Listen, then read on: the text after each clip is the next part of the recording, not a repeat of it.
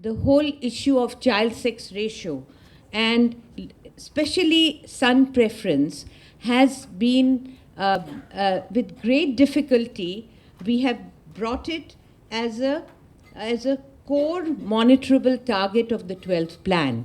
Now, let me explain what is a core monitorable target and what is a monitorable target. Okay, so for women and children, which is one chapter of the 12th plan, which will run this in this country from 2012 to 2017, there are monitorable targets in the women and child chapter. But the core monitorable target is right at the beginning of the plan, which means the whole plan, all the sectors and all the states are committed to it.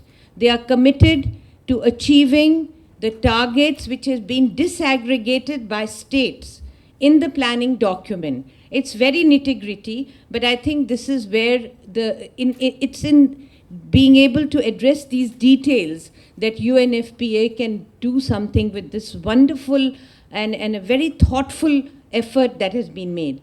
So I would suggest that last time around in the 11th plan, which I was fortunate enough to be part of writing the 11th plan also, we had a process of midterm appraisal of the 11th plan. Ina Singh was very much a part of it all.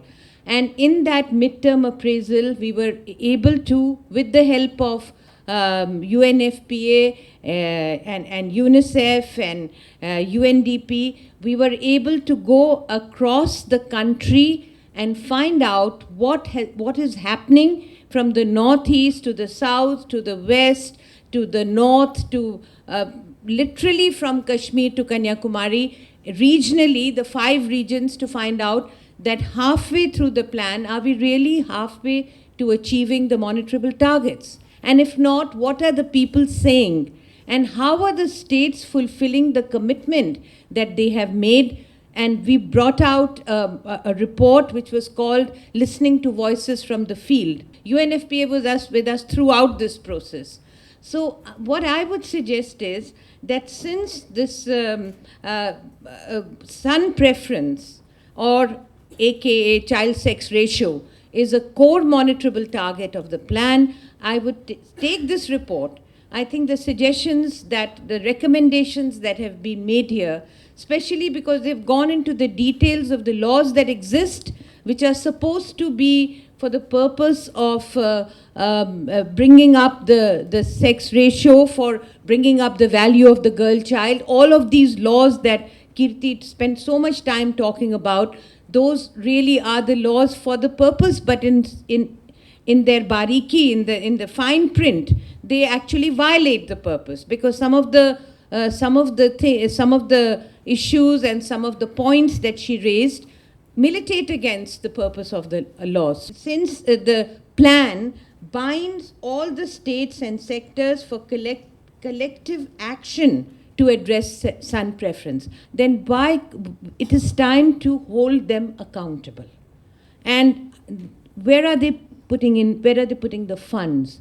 Where are the resources going? If in fact laws have to be amended, then have those procedures been put in motion? Some of this can be done by deepening the sensitivities of the judges.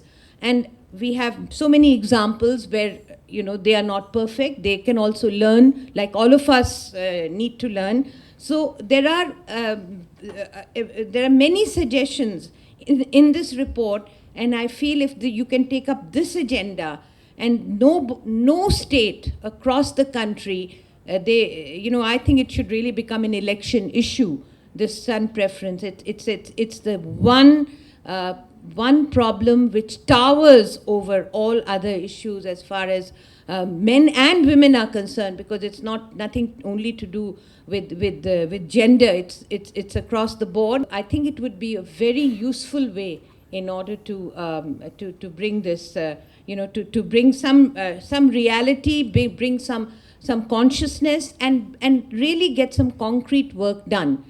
The important thing is that there is a core monitorable target. States have to reach, at least have reached I would say 1/3, a little over 1/3, a little less than half the way they should have reached by the 14th of November 2013 for a plan that kicked in 2012. So I would say a little less than halfway, but it has to. The goalposts are there. It has to show progress.